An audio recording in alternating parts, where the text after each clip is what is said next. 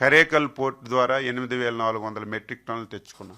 డామ్రా port ద్వారా 10,000 metric టన్నులు తెచ్చుకున్నాం. 28వ తారీఖున గంగవరం పోర్టుకు ఒక 10,350 మెట్రిక్ టన్నులు వచ్చాయి. ఏదైతే మనకి జూలై ఆగస్టు బ్యాక్లాగ్ ఉందో ఈ బ్యాక్లాగ్ లో ఈ 3 రోజులు దాదాపుగా మనం 30,000 మెట్రిక్ టన్నులు తెచ్చుకున్నాం. ఇంకొక సంతోషకరమైన వార్త, ఈ రోజే మనకి 53,000 మెట్రిక్ టన్నులు అలాట్ చేయబడింది కేంద్ర ప్రభుత్వం. కాకినాడ పోర్టు ద్వారా 25,000 మెట్రిక్ టన్నులు, గంగవరం పోర్టు ద్వారా 28,000 మెట్రిక్ టన్నులు మనకి ఈ రోజే అలాట్మెంట్ వచ్చింది. ఎవరు దీని గురించి ఆందోళన చెందవలసినటువంటి అవసరం లేదు. ఇంకొక 20 రోజుల్లో ఇంకొక 20 వెజల్స్ వస్తున్నాయి. కేంద్ర ప్రభుత్వానికి కూడా కృతజ్ఞతలు తెలియజేస్తున్నాను. రాష్ట్ర ప్రభుత్వం తరపున, రాష్ట్ర రైతాంగం తరపున అడిగిన వెంటనే ఇస్తున్నారు. ఇది కావాలని కొన్ని దగ్గరలా ఇది రాజకీయం చేయడానికి ప్రయత్నం చేస్తారు.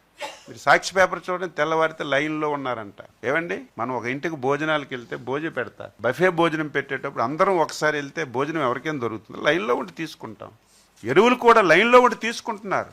సిస్టమేటిక్గా చేస్తున్నాం. ఎక్కడ ప్రైవేట్ డీలర్ ఉంటే అక్కడ ఒక సెక్రటరీ పెట్టాం, ఒక ఆఫీసర్కి పెట్టాం. ఈ మధ్యన గందరగోళంగా ఏదో దారి మళ్ళీపోతుందంటే ఫస్ట్ టైం ఒక 2-3 రోజుల్లోనే విజిలెన్స్ దాడులు చేశాం. చూసారు లేదు, ఎన్నికి 65 కేసులు పెట్టాం. ఎక్కడ ఎవడున్నా, ఎంత పెద్దవాడున్నా, ముఖ్యమంత్రి గారు స్పష్టంగా ఒకటే చెప్పారు, ఒక్క బస్తా ఎక్కడికైనా సరే డైవర్ట్ అయినా, ఎంత పెద్దవాడైనా సీరియస్ గా తీసుకోమని, కేసులు పెట్టమని వారం రోజుల్లోనే కేసులు పెట్టాం. ఎవరైతే బఫర్ స్టాక్స్ పెట్టారో సీజ్ చేశాం.